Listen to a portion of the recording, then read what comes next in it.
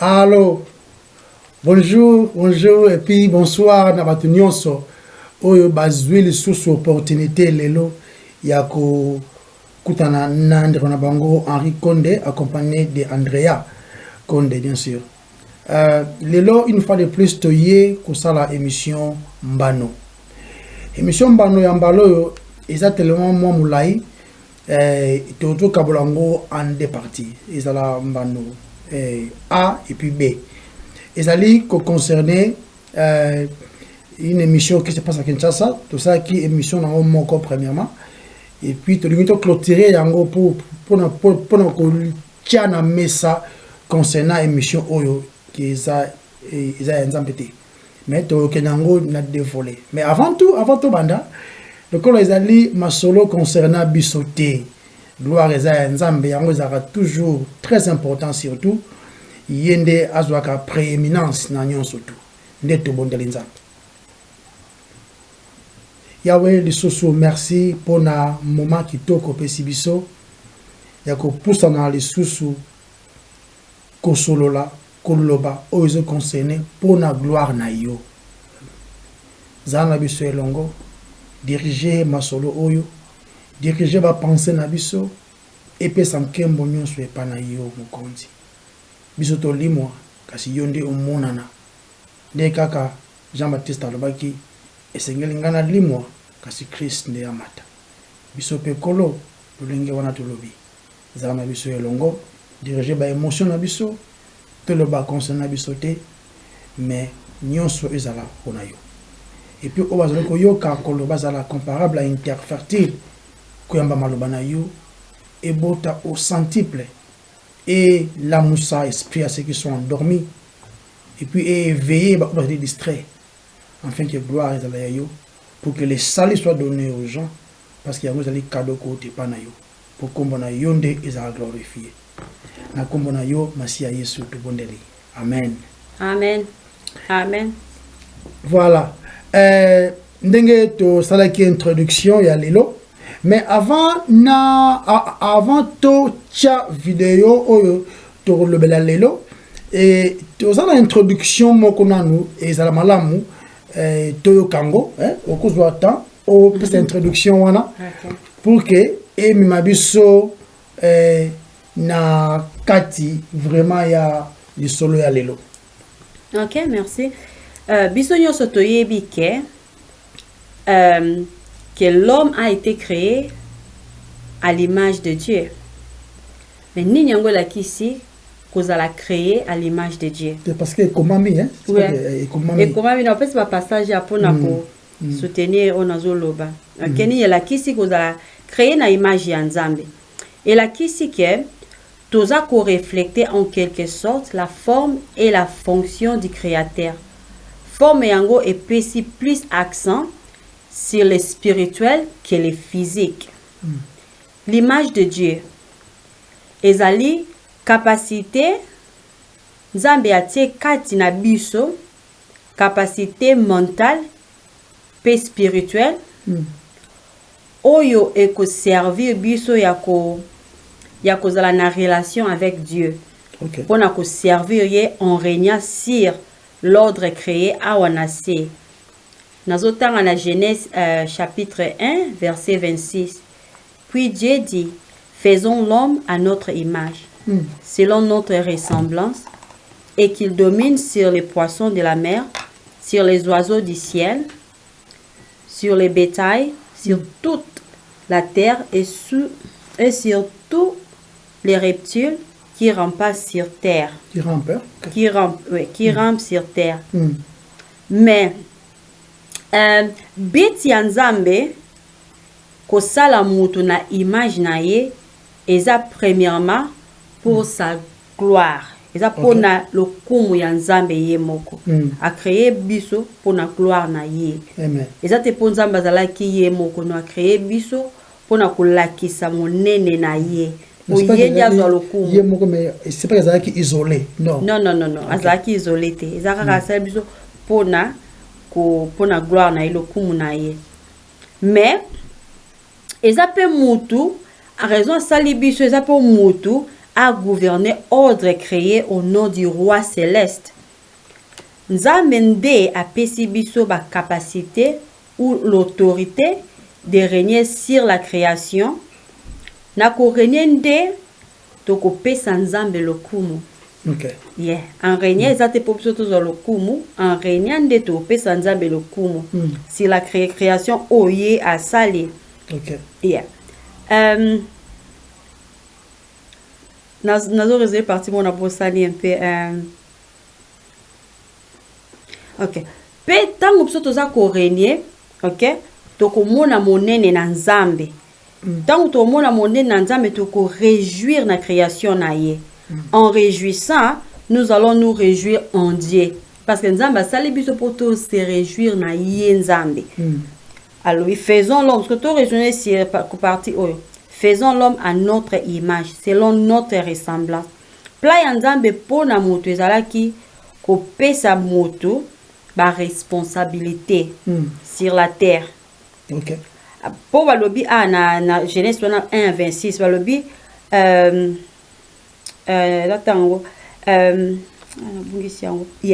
qu'il domine sur les poissons de la mer, Okay. et sur les oiseaux du ciel, et sur azope sabiso ba responsabilité. Okay. Dans Genèse 1:26 kakana faisons l'homme à notre image. O ezolobi la Trinité. Faisons l'homme à notre image. Donc Trinité la kisi toza dans Nzambe moko, mais avec 3 personnes. Okay. 3 personnes en Dieu, on a 3 personnes en Dieu.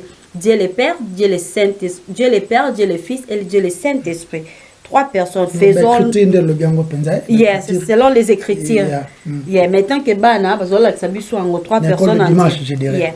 Donc faisons l'homme à notre image, selon notre ressemblance. Donc tozako représenter Nzambe na sepe Nzambe apesi biso domination. Likolo ya oyo a créé. Pour na kombo na ye ezwa lokumu nazo répéter yango parce que c'est très important. Pour na kombo na ye ezwa lokumu. La ressemblance de Dieu ezako dénoter ba capacité à régner sur la terre et à être en relation avec Dieu et les autres humains. Yako exercer la raison, l'intelligence, la parole, la conscience morale. Oyo banyama bazana ngote. OK. Oyo banyama na conscience morale. Yeah. OK. Donc pe biso batu tozo ko exercer créativité. Toza ba créativité, la rationalité et ba choix. O banyama ba ko salate. Depuis ebandeli attends, Dieu a désiré nous bénir et jouir d'une étroite communion avec nous. Désir Nzambe qui envers nous bongo. Donc to réjouir na yepinzela na biso à la droite et à la bien. Na pona Nzambe asali yango. Pona Nzambe asali so pour to za pe na communion na ye. Pourquoi désirer ko bénir biso na sens wana? Nzambe a rendre biso semblable à lui. Na se pas rendre biso semblable à lui. Jésus, le Fils de Dieu, nde aza véritable image parfaite de Dieu. Pas biso. Malgré tout ça créé na image ya Nzambe, mais à cause ya péché, to perdre yango. Donc Yesu aza véritable image parfaite ya Nzambe selon Hébreux 1:3. Un peu plus tard, please. Hébreux chapitre 1 verset 3. Hébreux chapitre 1 verset 3.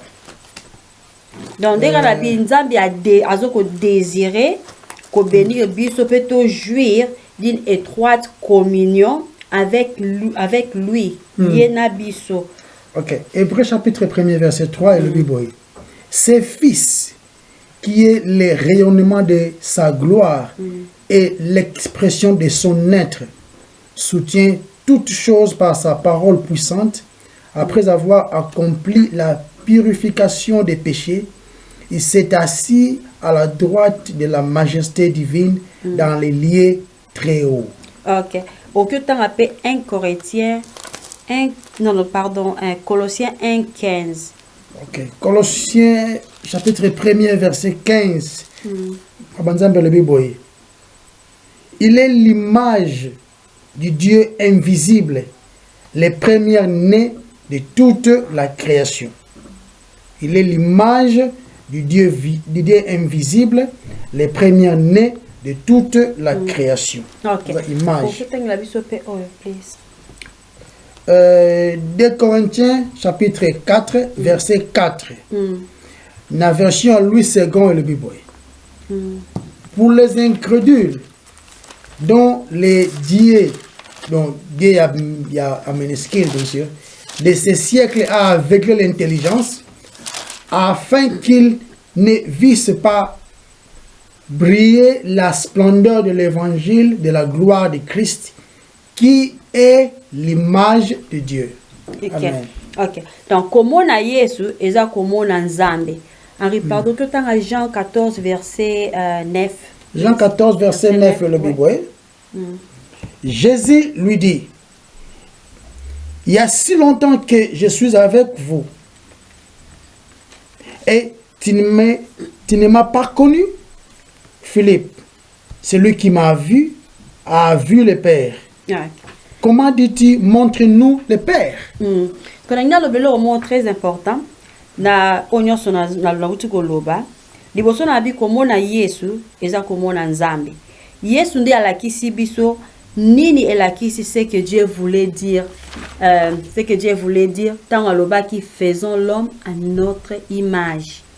Il faut pétoyer que écriture et lobeli biso que il y a qu'un seul Dieu et il n'y a pas d'autre. Il est le seul Dieu. Deutéronome 6:1. Balobi, écoute Israël, l'Éternel notre Dieu est le seul.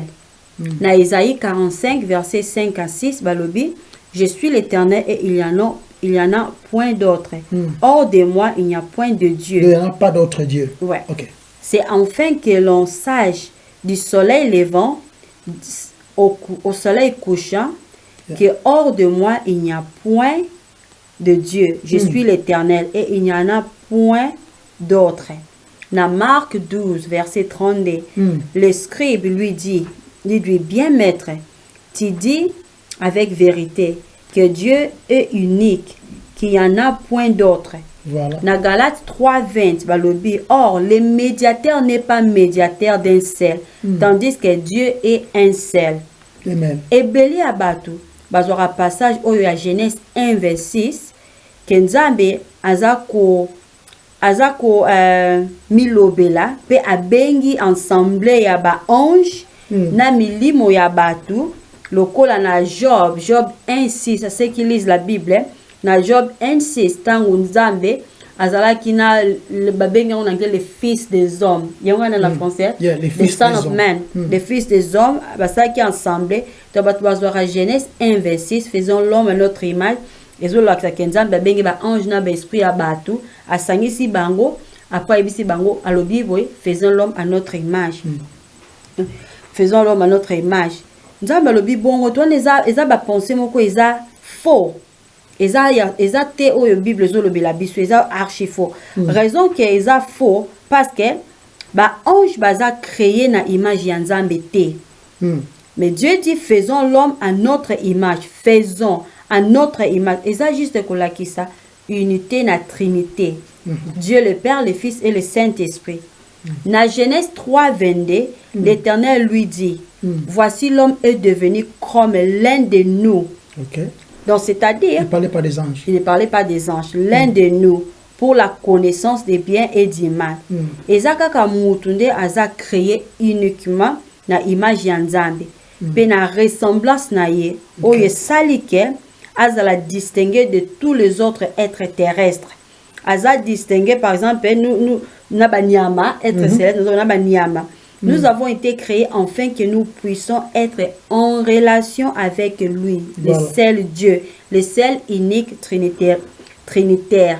C'est-à-dire, faisons l'homme à notre image, à ça les bisotés de Dieu.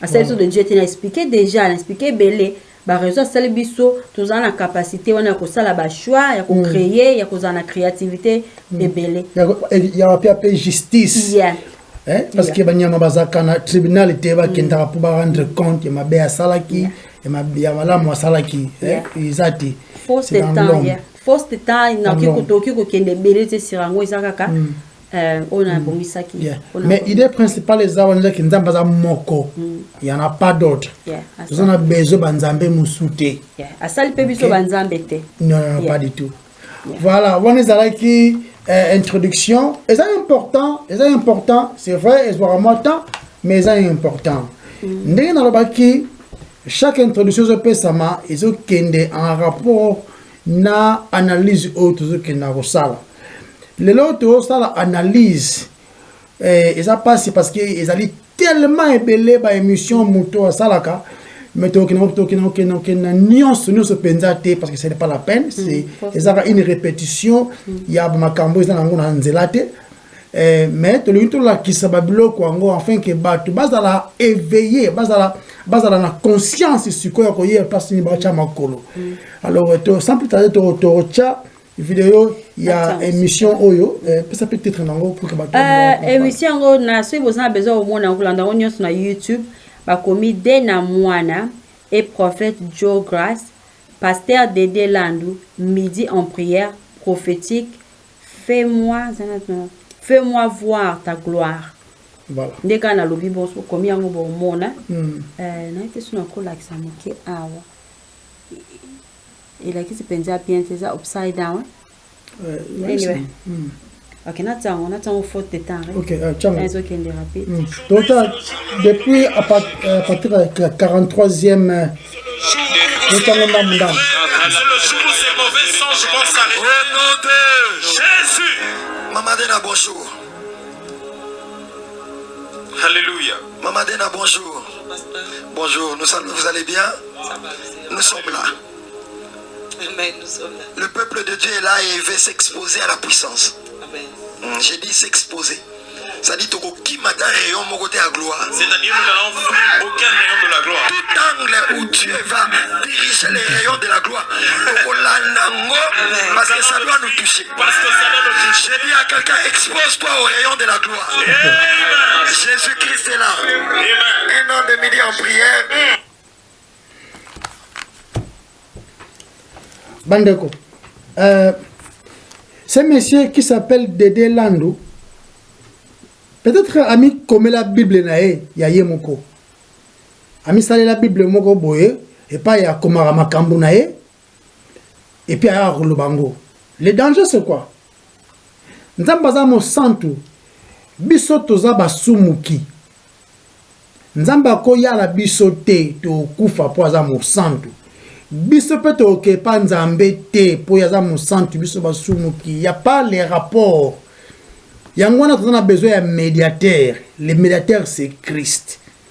Maintenant Nzambe à la question biso ndenge nini ye azali et puis comment to approcher ye. Tu peux approcher te na ba condition na biso. Non.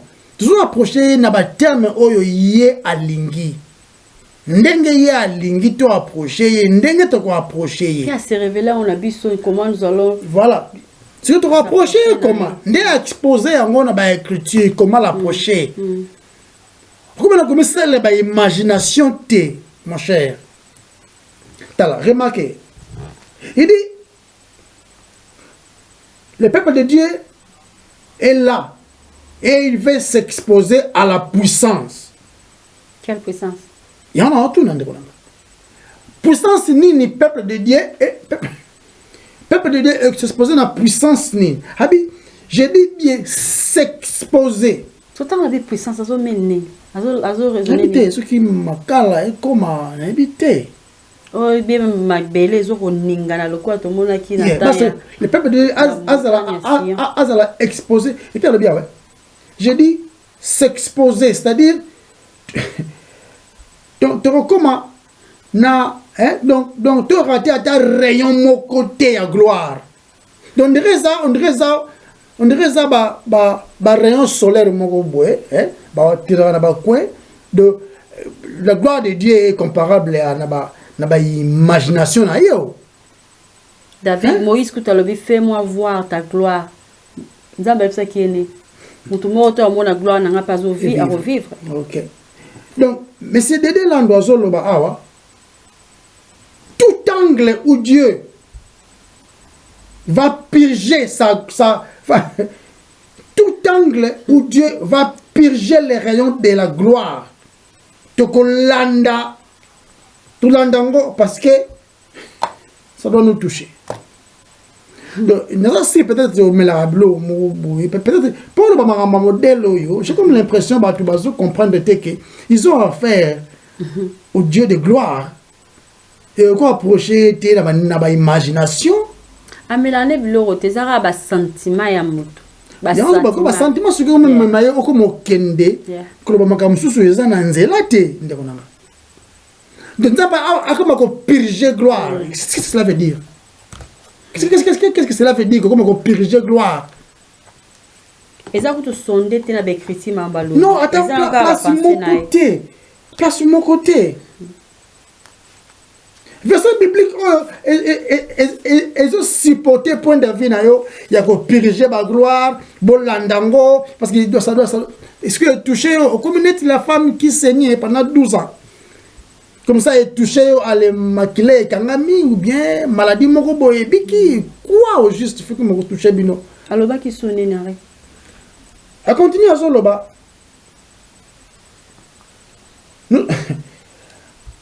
Ko exposer wana na question na tout nandi konanga ko exposer na gloire nzamba zo ko purger la question est tant ça va purger na zo lobela nini ça on dirait ya ko purger ko tongola non ko tongola peut-être ya ko purger tala de aspi makanisi na yo ale ochango wana gloire onzamba ko purger tandeko les mots banana ko réfléchir péter ba congolais surtout et c'est un peu de comment on peut ça ba analyse de ça boy respect dans nzambe comme ça tout banana ko yebisa batongo bu kangana mino na bino peti parce que vous avez moments na nzela ta mukete. Ça t'a mouqué, mais ce qui est dangereux, c'est un pasteur. Pasteur. Les bandes sont besoin mission, comme ça la honte aïe. Comme ça la yango aïe ba danger à zoko parcourir na vie naïe. À chaque fois, ça va mission oezangiti na oyo, aza komi baki sela kakanda pa nzambe. Mais tu vas continuer, tu continuer yango. Yeah. Toyo kanam comment est-ce qu'ils ont comment ils ont kendé na minute ni pour na yesu na pour na air na minute ni na 44 minutes 34 secondes à partir de voilà peut-être déjà 44 le bi 44 minutes c'est quoi prière bah ça prière. Ok, na te au point. Plateau midi en prière, Isarabu. Donc, sois béni, soit tu as pris du poids. Félicitations à ta femme. Ngana bala avant yo na imunene te yo bali après aux amunene. Moi je me suis marié avant toi, je n'ai pas pris du poids, mais toi tu t'es marié après. Petit na 14 ans ya libala, Isaka gemikuwa na ngea makasi. Est-ce qu'on peut acclamer Jésus? Maman Nena a conduit nous. Est-ce qu'on peut acclamer? Nous sommes dans la prière. Nous sommes dans la prière. Nous sommes dans la prière.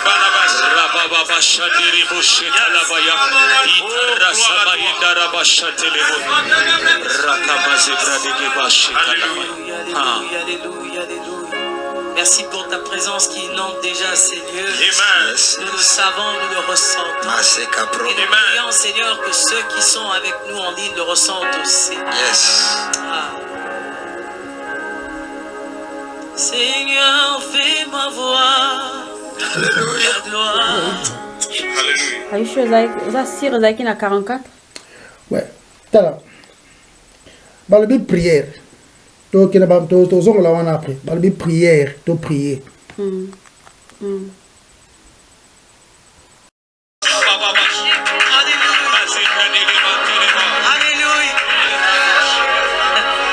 Cet après-midi, nous sommes sur le thème saturé de sa présence glorieuse. Quand le pasteur Dédé m'a parlé de ce thème, je me suis posé plusieurs questions. Quoi dire au peuple de Dieu? J'ai demandé au Saint-Esprit une seule chose. Que ce ne soit pas quelque chose que je connais, mais que ce soit quelque chose dont ton peuple attend. Que ton peuple attend. Car c'est d'abord ton peuple. C'est d'abord tes gens. C'est d'abord tes enfants. C'est d'abord tes fils. J'ai prié pour que je ne leur donne pas ce que je connais, mais que je leur donne de ce que Dieu a réservé pour chacun d'entre eux. Ah, nous sommes dans Ésaïe 6, le verset 4. Cool, maman, cool. Alléluia. Alléluia. Les gens vont remarquer une seule chose ici. Le Seigneur, le Saint-Esprit m'a permis de prendre une tournure de la conséquence de la saturation de la présence. Non seulement que ce soit saturé, mais pourquoi et qu'est-ce qui arrive lorsque c'est saturé de sa présence? Est-ce que mon prêt à Est-ce que quelqu'un est prêt d'agir comme Dieu? Est-ce que quelqu'un est capable maintenant et prêt de recevoir sa gloire de sorte que les hommes commencent à voir Dieu au travers de lui? Alléluia. Saturé de sa présence.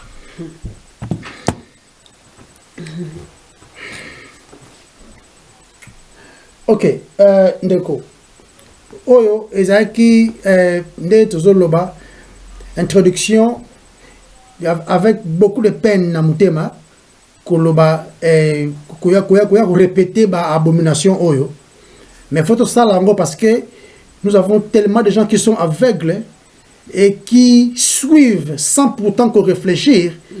Yango il faut mutu moi comme loba. Parce que ça en est trop. Ça en est tellement trop que on en a marre. Il y a n'importe quoi modèle, abomination modèle, ça sombrer notre pays, je dirais même le Congo. Voilà.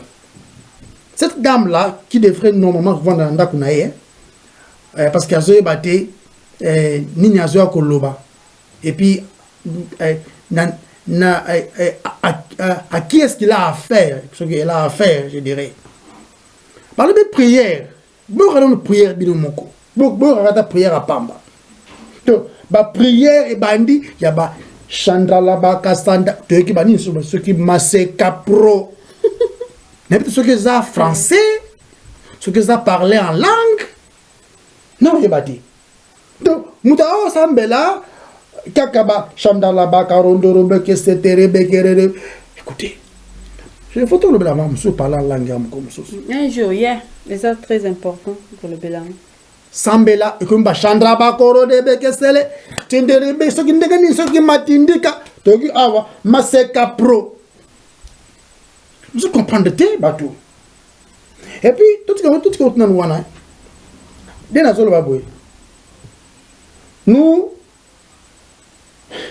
avez, nous les savons et ressentons la présence. Ah bah, sentiment. Écoutez, nous on n'a pas besoin, il y a qu'au sentir. Nous ne marchons pas selon la vue, pas selon les sentiments, nous marchons selon la foi. La foi en ce grand Dieu qui a créé la terre et le ciel. La Bible le dit, la foi au Lobiwana vient de la parole de Dieu. Voilà. Ça vient de la parole de Dieu. Malou anza menera à convaincre biso. Bako tout gawana te bako zaka mawana te.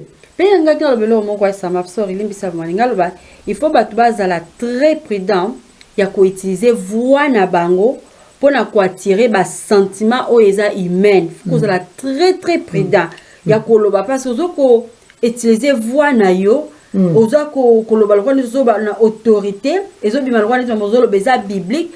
Pourquoi on dit là, on le baba amen.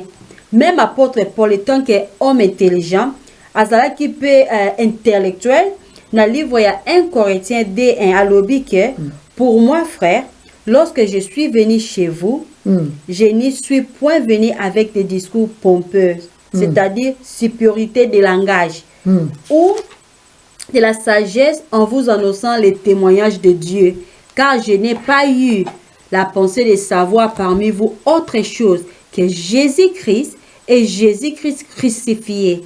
Moi-même, j'étais auprès de vous dans un état de faiblesse, de crainte et de grand tremblement.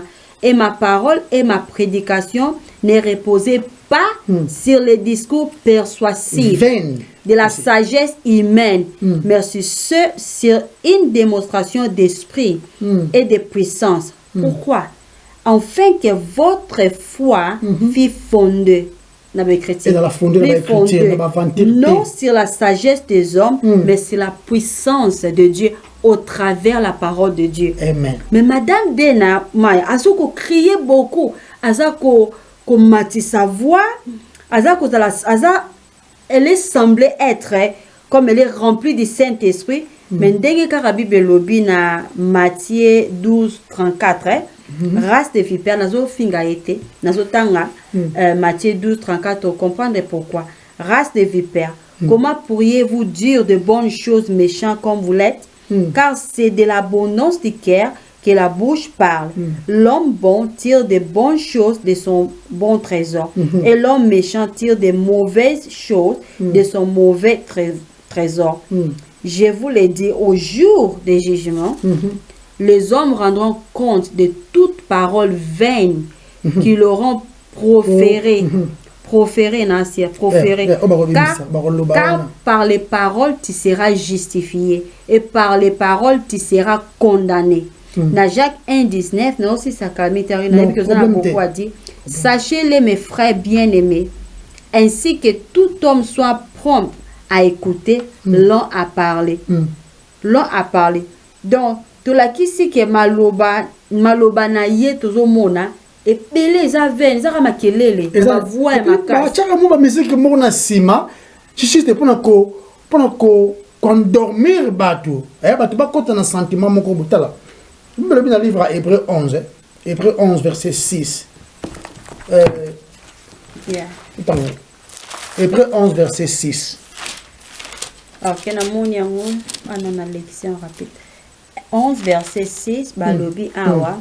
Or, sans la foi, il est impossible de lui plaire. Celui qui s'approche de Dieu doit croire qu'il existe et qu'il récompense ceux qui le cherchent. Pour ça n'a pas nzambe, il faut ondima que nzambe ngo existaka. Non seulement existaka, azali ko rémunérer ba obazo ya epana ye. Aza ko exister. Na ba sentiment te. Na ba masolo kate. Comme du fois le bâtard, bien. Le Saint-Esprit m'a permis de prendre une tournure de la conséquence de la saturation de la présence de Dieu. Et à niveau, il y a n'importe quoi aux années-d'été. Le Saint-Esprit m'a permis, parce que le Saint-Esprit témoigne de Christ. Ok? Le Saint-Esprit ce qui témoigne de prendre une tournure de la conséquence de la saturation de la présence de Dieu. Ou à plus d'écriture, maman. Parce que l'homme, mouton allait rempli du Saint-Esprit. Et ça, mouton, ma commune est pas ya Rosuela, à support. C'est que pour tout le monde que ma molubiana est zana nzela té et n'importe quoi. On le béboye. Est-ce que ezana motomoko? Est-ce que motomoko aza na poste ya kokoma nzambe? Va pourquoi ozo ba mama zana nzela té. Maman, comment ça s'appelle encore? Dena. Voilà, maman, le bien est tellement n'importe quoi. Parce que le Saint-Esprit t'a permis, le Saint-Esprit ne se contredit pas, le Saint-Esprit c'est Dieu. Et comment ce Saint-Esprit est permettre de prendre soi-disant tournure de la conséquence de la saturation de la présence de Dieu qui est complètement n'importe quoi. Mais ce même Saint-Esprit, wana, a inspiré sous nos autres bateaux, nous avons besoin comme un Zambé. Alors peut-être qu'il y a un apprendre votre comme Nzambe. Non. Qui veut devenir Dieu. Est-ce que ils ont la moto moko ils ont la posa comme Nzambe. Son nom, tu vois. Ah, on les a combien de minutes? Ils ont la moto moko ils ont la posa comme Nzambe. Il y a aussi des espions qui rêvent la rabine maramba ondeni. Et ça vous sondez tenabe. Et à sondé en tout cas s'il vous plaît, taisez-vous. Parce que comment matsabatu ba no réseau sur le baquet basba c'est on a sens que pona balukela ngambote baluka ngambote yeah donc zolo batila ndemo bokanga minoko te pona zo finga binote mais Bon, le ngambouté et pas nzambe. Ozo bateke bokanga mino ozo bateke ezala mieux bozo lobela tellement kambo ezala écriture oyo bozo lobango na ndenge moko te eza écrite na contexte parce que bozo bakisaka kanda tant bozo lobisaka nzambe makambo nzambe alobi te et j'ose croire chérie j'ose croire que batoyo ce n'est pas les dieux de la Bible dont on parle ici. Parce que bomi salela nzambe moko boye ya ba imagination na bino yango moko nzambe ngo botinda kaye akoma ko tungola batu akoma ko purger akoma ko tinda ba rayon ya ba gloire moko bengi nzambe alola moko pasola likolo moko funa vera kwanga ya lola sentir na loketo boko misiye na ebite comment et lelo de na ye akoma lo ba to comme ba nzambe alors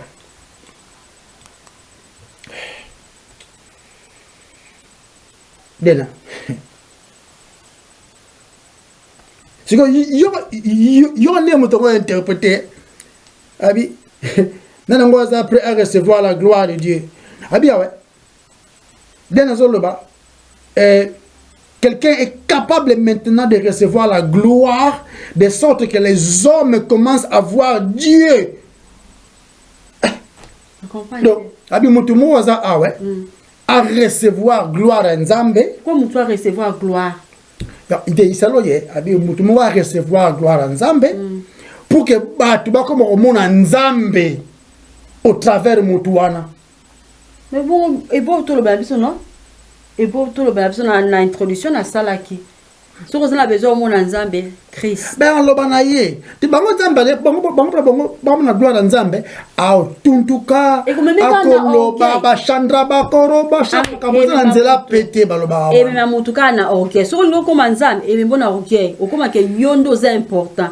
Si on a besoin comme Nzambe, no nga ba gloire nyonso, nga ba kumisanga ba lobela siengai, tu mara na ok. Donc cette dame. Et Dieu résiste. Cette dame Dena.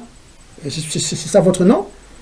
C'est tellement dangereuse. Et puis, vous manifestez ignorance, il y a ma casse, il y a ma écriture, il y a un penza au Kanana Munoko, au Vanda, au Yekola. Et par conseil, qui m'a longuement même pas de l'Andouana. Parce que ces gens-là, ils sont ignorants et malbanzambe. Nous avons renouvelé bonté naïe par Abino, Badede, Landou, et puis tous ces mondes-là qui sont assis dans le plateau. Nous avons renouvelé bonté naïe par Abino pour que vous se répandez. Parce que votre mission est une abomination. C'est une abomination, Penza. C'est une abomination. Et puis remarquez, pour nous, c'est une abomination. Et puis, nous avons appelé ça la loi. Nous avons appelé ça les lois morales, les 10 commandements. Azoloba. Au cours de la Kombolanga en 20. Ne prenez pas le nom de Dieu en vain. Tabato. Prière kak. Nasimakuna. Oh my. Oh. Donc, mon Dieu. Oh mon Dieu. Donc, comment Nzambe net moi combo ya. Musu kabila ko ba combo. Eza lo wana ti soki muta tutani to muta dai ko samusa mo bwe ko bwe kweleli na lo ko mama ko lobi Jésus bien mon Dieu. Ça ko utilisé comme Nzambe en vain. Mais ce que tu as un pasteur, il y a un problème, un pasteur. Ils ont une exclamation. Oh mon Dieu, en anglais. Oh my God. On dirait que tu as la question. On dirait que tu as la question. En anglais, c'est comme mon Dieu, non? Mais ce que le problème, est-ce que tu as un danger dans le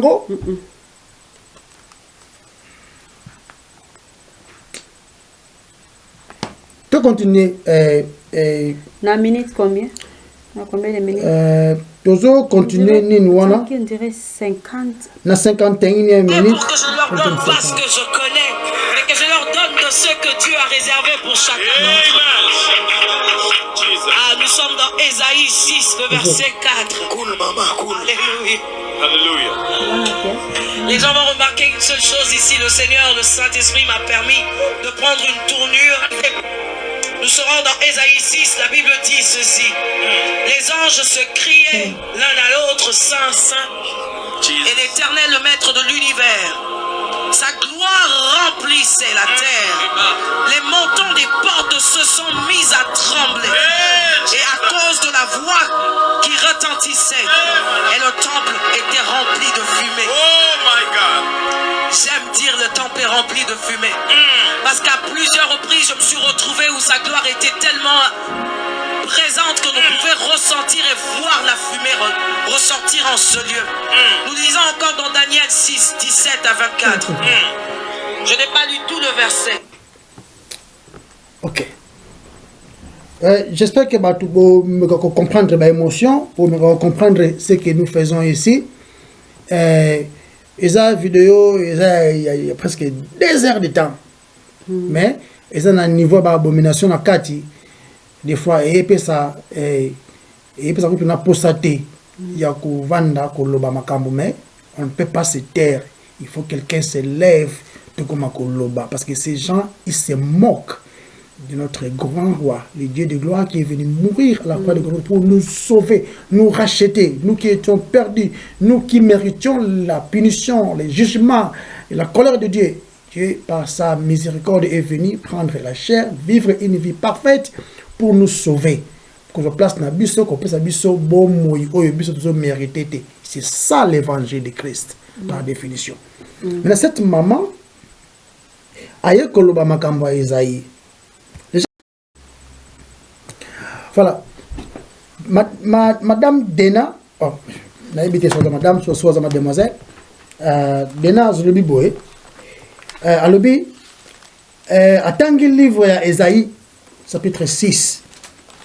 Tango Bibezoba, je fais bon dans le livre Esaïe. Tango Esaïe a mon gloire en Zambé. Esaïe a mon gloire en Zambé, et la fumée remplissait les temples et tout. Robe naïe, ils ont rempli la terre. Nous avons déjà, vous avez besoin d'attendre. Voilà. Esaïe. Esaïe 6, 3 à 5. Ok. Ils criaient l'un et l'autre et disaient Saint, Saint, Saint, et l'Éternel des armées. Toute la terre est pleine de sa gloire. Les soubassements. Les soubassements des seuils frémissaient à la voix de celui qui criait, et la maison s'est remplie de fumée. Alors j'ai vu, malheur à moi. Voilà, quand on a 5. Yeah. Dès qu'il y a tout le temps que fumée, fumée, remplir temple. Et directement sauter. Près de l'ignorance des Arabes, il y a tout écriture. Preuve na bino Arabes. Vous avez un contexte, quand vous avez un out of context. Vous avez un banda ya contexte. Et comme un prétexte. Sans pourtant aucune globalité à ce sujet. Il était arrivé, et comme là une fois, et comme là une fois, vous avez place où fumée, tondaki, place yango, plusieurs reprises. Voilà, fumée ressortir dans ces lieux. Se référer à l'Ancien Testament, ma vie disant que non, attends le livre, wana. Maintenant il dit que il y avait des moments où il s'est retrouvé dans un lieu où la fumée allait ressortir dans la place en plusieurs reprises de mon côté. Rien à comprendre. Au moins, il y a un peu de moloto. Asala ki clip mo boy bazo yemba na choral après bati appareil mo be misi ni linga ni na concert. Yes, peut-être. Et puis ce qui y a encore trouvé on a comme dangereux de ce qui milingana za cet esprit. I don't know. Arrêtez ces choses pour moi. Donc Abi et puis nous avons insisté toujours que nous ne marchons pas selon la chair, selon nos pensées, les sentiments, mais nous marchons selon la foi, et la foi ne se produit qu'en lisant la parole de Dieu. Car la parole de Dieu nous montre qui Dieu est vraiment. Dieu se révèle dans sa parole. Et peut mettre n'importe quoi. Des Landou et puis tous ces gens-là qui sont à vos côtés là. Parce que dans l'Ancien Testament, Ce qui dans l'Ancien Testament, tu crois dans le temple, fumé, ils qui Shekinah de chacun une gloire, la gloire en Zambie, ils présent au monde en gros. Le banda qui tant qu'à longwe na Égypte, vous comprenez, colonne de nuée. Na oyo moto na yo minga en anglais ezali kotambwisa wazoro bona présence ya Nzambe na physique bon et tant au temple ezali construit ou bien avant temple ezali construit ezali min tabernacle n'est-ce pas na tabernacle wana moto milinga ezalaki wana pona koloba ke Nzambe azana au milieu de la présence de Dieu ezalaki même tango Salomon asalaki temple après tant ba ekokende na Babylone tant bazongi basali temple bazako mona sous présence wana physique te ya fumée yango bazali kolela bamona ki gloire te ezalaki ya passé mais c'est que total attitude ya Esaïe o ya mona ki temple wana o mona ki fumée total attitude na ye o peut-être dena mona ki te total attitude na ye alors verset 5 alors j'ai dit ça m'a na autant à partir wana nenga ta entre parenthèses et là on peut donner mona qui était na Esaïe 6 wana na dé quand on parlait des séraphins babi des séraphins se tenaient au-dessus de lui donc Dieu ils avaient chacun 6 ailes dedans ils se couvrent la face bon pas soumukate mais ils se couvrent la face dedans ils se couvraient les pieds et dedans ils se servait pour voler. Baza même devant Nzambe. Mais ma papou bazaki nango 6 mi balé bombe longi na bango baza devant Nzambe. Donc ba yebi sainteté ya Nzambe. Ba yebi. Mais ce qu'on a zongi ana Isaïe chapitre 5 non, chapitre 6 verset 5. Attitude ya Isaïe après ça va comme na makambo. Alors il réagit. Alors j'ai dit malheur à moi. Je suis perdu car je suis un homme dont les lèvres sont impures. J'habite au milieu d'un peuple dont les lèvres sont impures. Et mes yeux ont vu le roi, l'Éternel des armées. Na continuer non, o makambo peut-être de na tangote. Na ngalo tango, o comprendre attitude, tango za ko approcher le roi de gloire. Na gloire na, tango moni gloire na. Tango moni gloire na ye.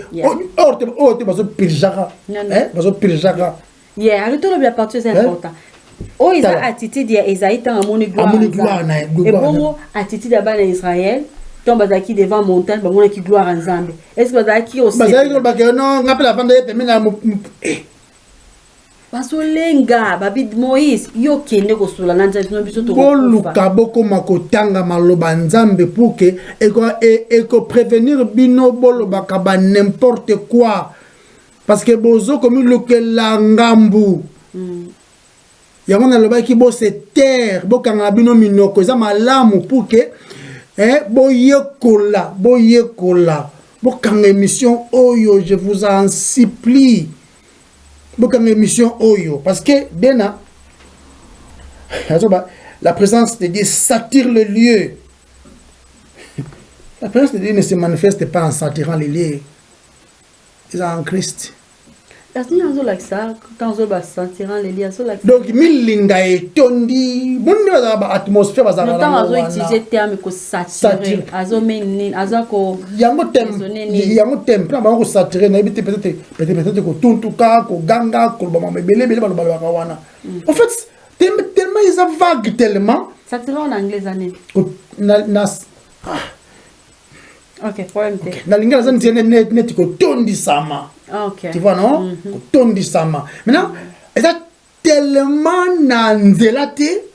Donc, c'est peut-être comment expliquer. Parce que pour comprendre l'ango, et puis on s'appelle l'ango, il faut savoir qu'il y aura. On va pas sur la makambo. C'est profond. Non, c'est profond. À comprendre de l'autre. Donc, à comprendre rien. Mais parce que pour aller à comprendre rien, alors c'est profond. C'est profond.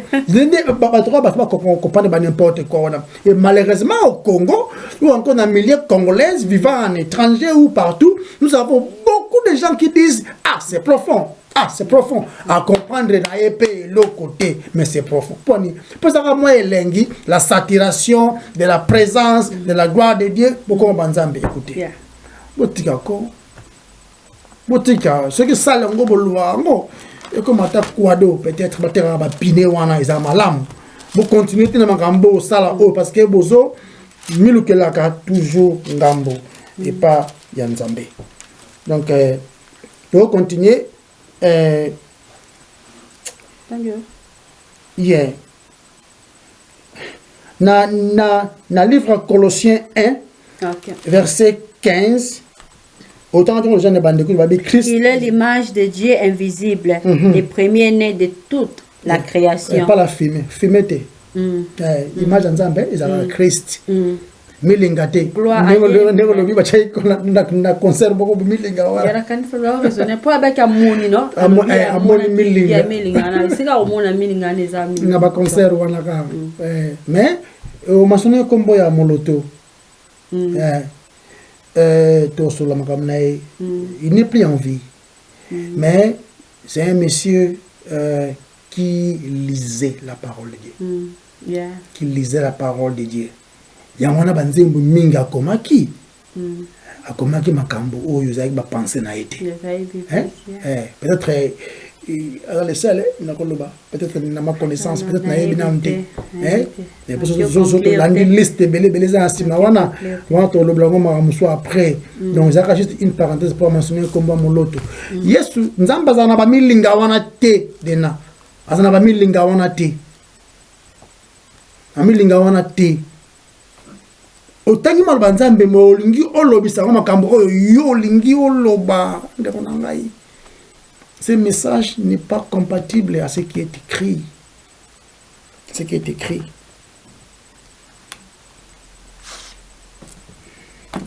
Donc continuer émission na 108e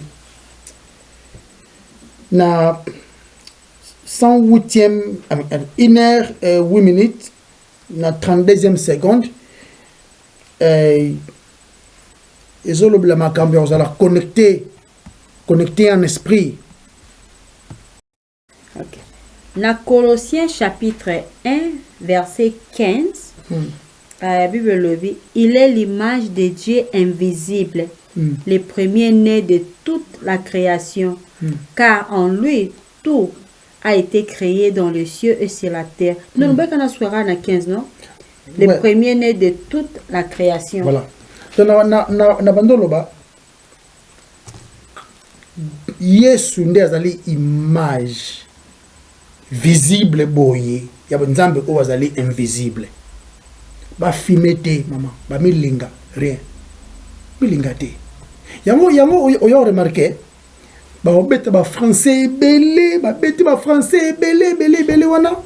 Pour comprendre makambo bazoloba wana, il faut la ka ignorant.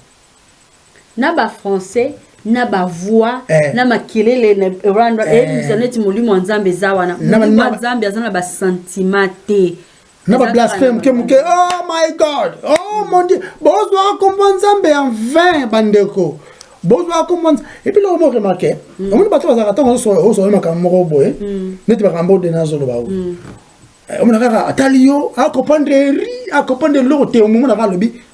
C'est profond. C'est profond. À comprendre rien, à comprendre l'autre. Mais là, c'est go. Bah, tu vas comprendre rien, wana. Bah, 97, même 98%, n'a pas soi-disant, bah, église yango, ce qui va, c'est ça qui ne comprennent rien. Parce que tu vas réfléchir. Il ne remet pas même pas mon corps, ils ont raté n'importe quoi modèle. Avec cela, nous devons réfléchir dans l'écriture.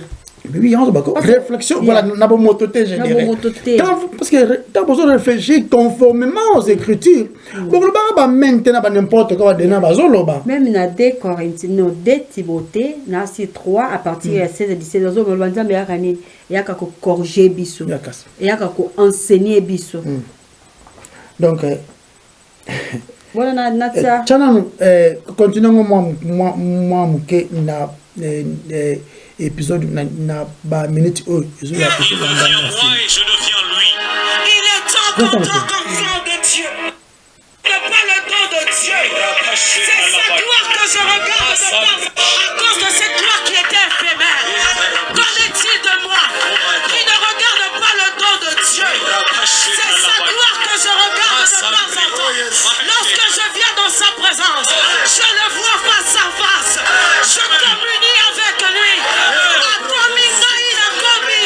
devient moi et je deviens lui.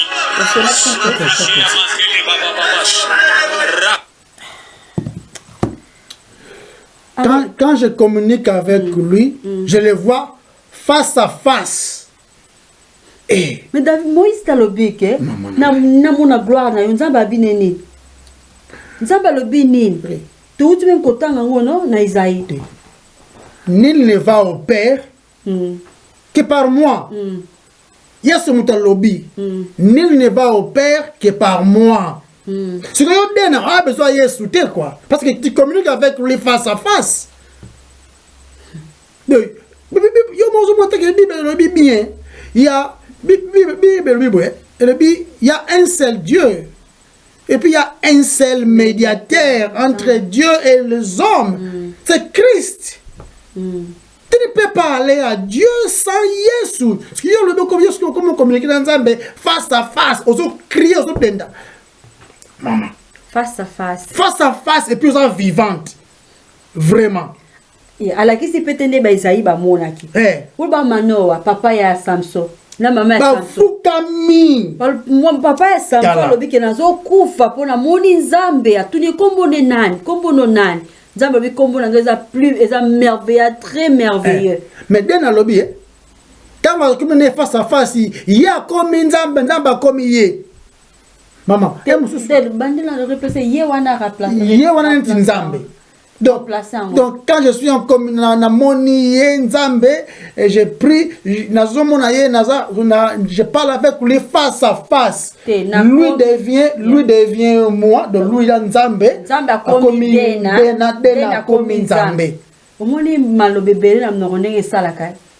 Donc babia en français délire. Expliquez. Délire c'est Timoto. Donc comment on dit moi liboma. Pour eux, c'est folie. Parce que c'est une folie. C'est blasphème. Donc, Gaï Andrea, na komi Nzambe. Nzambe a komi Nga. Et puis, na Nzambe na face à face. Sans médiateur. Nzambe a komi Nga. Donc, Nzambe a komi Mutu. Mutu a ngoza Nga. Et ça, c'est un Christ. Non seulement Dena a un problème. Na Dédé Landu, na tous ces gens-là qui sont... Mais là, qui semblent protéger moi si wana. Na tout basa mon Dieu, my God. Et puis tout cela, tout ça ba commentaire na ba émission oya modèle oyo, bozwa kambano, bozwa ka bino punition, bo se repentir avant qu'il ne soit tard. Parce que ba genre ba dena, j'espère que tu es encore en vie, ma chère. Se repentir, hein? Ozonga et puis nous quand ça la penza ba entraînement ya makasi au terre au kanga munoko na yo eza malamu pona yo kanga munoko o luka place moko boye just faisali même dans biologie bazote ya maloba Nzambe ya solo ovanda oyiye kola bato betro maboko wana nsoka wana cool mama preach. Et ça, c'est un tinda yo, tinda ok bunda na mutu moko o azleki yo makasi ya osarate batongo pe ba côté loté ce qu'ils font ce qu'ils font ils ont maming ils ont émission ondo na ngai to lo bango ebele penza mingi te lelo parce que vous allez biso likambiako continuons après donc nzamba na ba atmosphère tout ça on a tout ça on a na 108e 108 minutes donc ndeko dena na so senga no penza na landu Dédé na tout ce monde là qui sont à vos côtés au bombenga ba pasteur wana bokanga zela bokanga minona bino boluka place mo bovanda boyekola les dieux de la Bible, pas les dieux de votre imagination, sinon votre problème nan Nzambe. Il devient moi et je deviens lui. Il est temps qu'en tant qu'enfant de Dieu, nous puissions désirer sa présence pour que les hommes le voient en nous, pour que les situations terrestres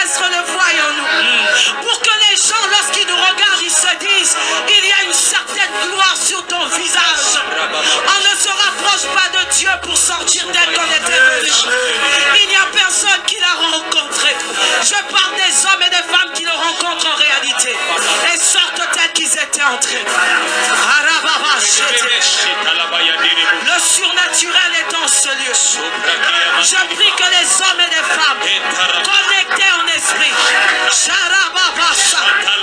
capables non pas d'aller à la montagne pour chercher sa face, mais de passer des temps dans sa présence jusqu'à lui ressembler, afin que les situations, afin que les maladies, afin que les imperfections se soumettent au devant de sa gloire qui va saturer ta vie. Alléluia.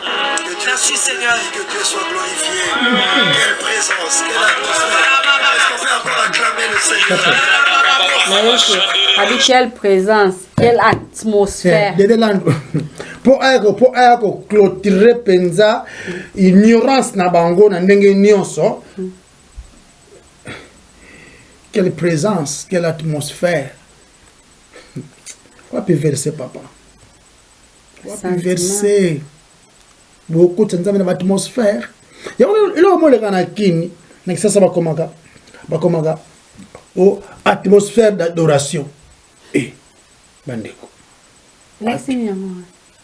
Ya ngoso bano makambo so pour comprendre ngo fozaka na mayele te fozaka mutuna yo eza renouvelé intelligemment renouvelé par les Écritures.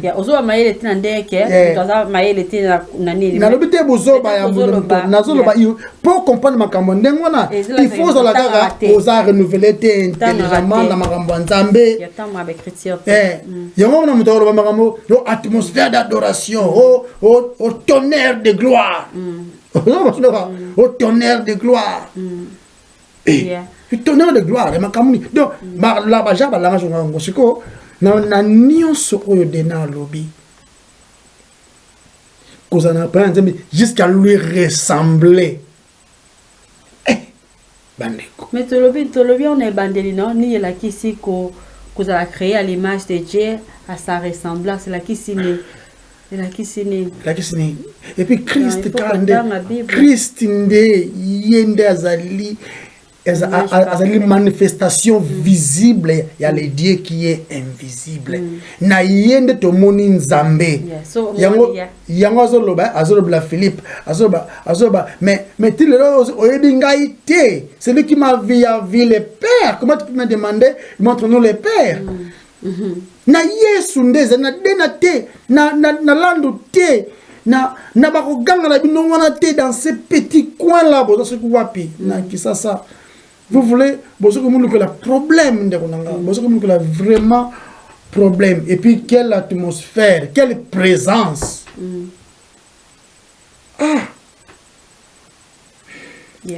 Arrête, on continue encore semaine prochaine. Ce qui nous va permettre, bien dans 2 semaines. Nanga kana poser question pour te clôturer. Tout cas, presque na ba, peut-être ba 7 minutes. Néo kana tebe ba poser ba lo mo boye.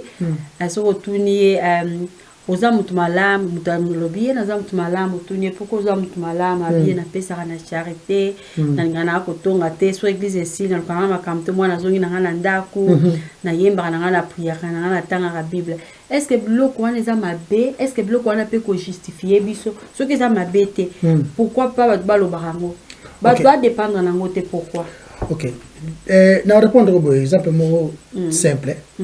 Na kinayi matanga moko samedi au teleka 2 jours passés. Alors maman Koufi cette dame mazaki na bato bayebaki et tout.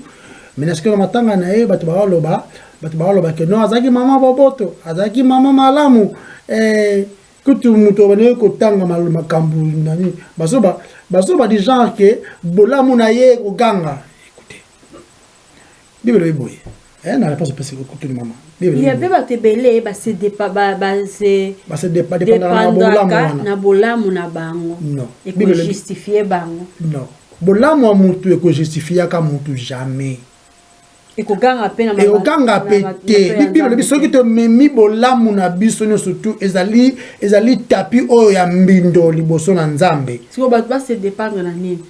Batu ba na assurance wana ya l'assurance de sali ezaka na musala Yesu asala ki na Golgotha. C'est que mutu faut se repentir et puis avoir confiance na e total na le travail ya rédemption et so sala ki na ngomba Golgotha. Mais Henri sort na katiote. musala Christ asalaki ezaka ate musala asaki na Golgotha non parce que toute la vie na ye tanga azalaki moke kino kokola asalaki azako ba toujours ke azosala toujours oyo nzambe alingi ye asala koto mo balobi ke akoli na sagesse so comprendre azalaki na show tant Saint-Esprit memi ye na désert pour la tenter alors peut kokoya mais asalaki choix wana étant que homme 100% homme na ba faiblesse ya moto ye azalaki na capacité wana ya ko telema na tentation contre tentation na ba écriture na Matthieu 4 je crois bien la tentation donc vie na ye so na lobby le travail qu'il a fait na croix de Golgotha et zalaki le travail aux allez qui exposer ma bena biso et quoi pas na yé vous comprenez ma bena biso nuance quoi pas na yé la colère de Dieu qui devait s'abattre sur nous c'est abattu sur lui c'est que vie parfaite na yé oh yé soit vivant qui na mon kilo ya c'est nzambe azui vie parfaite wana alati biso justice wana c'est-à-dire que babolam écoutez nous ne faisons pas le bien pour être sauvés. Nous faisons le bien parce que nous sommes sauvés. On comprend la différence en gros. C'est quoi? Au lobby que le mot est très très capital. Au lobby que tout ça dépend de la œuvre de Christ. Donc œuvre de Christ c'est là qui tango botamaki na tango eko kufa pour na basumoki. Résurrection à Christ ne zope sabiso espoir, n'est-ce pas? Résurrection à Christ, ezali na liste qu'on a aidé bisoto justification. OK? So yesu soit c'est quoi raté des justification parce que justification ezali attaché à la résurrection. On comprend la vie éternelle. Donc aujourd'hui un cadeau, ba pesi yo salaire moko boy. C'est quoi? Et Christ a fait des choses à la fois, ok? Et ça on dirait bah ici au côté nandaku ya au côté hein net bah ici là. Pour côté nandaku il y a un roi il faut foutre par exemple 100 millions de dollars par exemple, ok? Maintenant on se rendre compte non seulement on a 100 millions de dollars était à côté la kuna, aux autres non ya roi ngo ya 100 millions. Donc avant au takuna faut foutre dans une nyongo comme na zéro na porte il te faut encore un autre 100 millions pour que tu en as 4 yo za nango te maintenant Christ yesu ko a sali nini nyongo oyo ngana za nango wana punition nango yazu yango et puis accès na ngai kuna prix pona kota kuna esenga bopeto et c'est la perfection. Nde yango a vivre perfection wana balatisi yango biso. Donc ça dit debilo. A longoli ni sumu na yo, justifie yango et puis personne accès au Père des choses. Zan na nyo simbale wana yo contribuer na elote. Donc ata moto aza ko prier belé, aza ko évangéliser belé, azosa biloko oyo eza pona royaume ya Nzambe il faut y bara toujours que yango te muzo sa ke Nzambe a sepela na ye au monde to ça Nzambe sepeli na ye pour en Christ n'est-ce pas voilà au monde to ça to osaka même pas donc même pas na mutu na penser na ngai za ko tout th eza la même pas tant au tema liboso nkolo mokolo ngo atuna o mais pour la ni francotio o ba ga mena wana sala kamba note j'étais en train de réveiller les Congolais. Et ça continue à me tourner en temps donc tout ce qui va être réponse dans la Isaac yes de et le comment tu n'engages na ko chapeau et contribuer parce que n'a pas toujours une formule pour être la formule il y a les sali c'est Jésus plus l'autre sera Jésus plus et le moment ça là et sur longoli no surtout et baby yes was suffisant azali la punition oyo et quoi y est pas na yé fallait quoi y est pas na yo et puis azali perfection on nzamba azali ko lingande la tisio yango non pas mais pour y bango Et ça n'a pas écriture. Nous avons confiance dans le total, le Saint-Esprit qui enseigné. Nous avons permettre de prévenir les Européens. Et on ne va pas n'importe quoi. Merci. La question est belle. On a un passage, mais tant que donc, on a sur le message de Christ, on te bénit de gospel. L'évangile. L'évangile est allé Mosumuki. À reconnaître que les Mosumuki et il ne paie rien contre Masumunaye, à quoi comme Bikisate, et puis la punition attachée dans les Sumunaye, ou même condamnation, ou même liwa, à quoi qui peut jamais commis comme ça n'a bon moyen kokite, nde malobanzambe exposer les Sumunaye à reconnaître yango, nde a yé, et pas il y a non seulement le Sauveur, à le Seigneur. Tant que pas le Seigneur, le Seigneur a sauvé. Arrête de prier pour Nathan et Kei. Tout ça, c'est son âme. Tout bon délit. Yahweh, to précieux soso, merci. Pour na malobana yo zali elengi, malobana zali kitoko, malobana zali nzela, oyo tout ça nango posa. Yo le bito to sepela na malobana yo. Ezala esengo na mitema na biso. Merci. Parce que nous sommes ici et c'est un peu de biso. Na même moment ya na osenga mawana yo kolo na bandeko neti ba landu ba dena et puis tout ce monde là mawana yo pana bankolo limbisa biso pe na attitude des fois to lobima ka mususu na ba action na biso bo mutu ezali le mususu kasi yawe limbisa biso bana yo. Motivation de biso ezali comme na yonde za la glorifier et glorifier na lolenge yo olingi na sengi mawana yo na bato yo Père éternel va prendre conscience bazali à faire dans les grands rois pour parce qu'on a bon moyen ils peuvent être sauvés parce que la grâce coule encore Lord mawana na sengi mana bato yo bayeba nani ozali pour que bazo bon moyen Debo ete kutani comme susu. Mais avant tout Yesu soit pas na yo mokonzi oyo apesi biso moment oyo ko pesa vraiment merci. C'est que gloire nyonso ezala ya yo. Mais na kombo na yo kitoko masi ya Yesu to bondeli. Amen. Amen. Au revoir. Bye bye mokomo susu.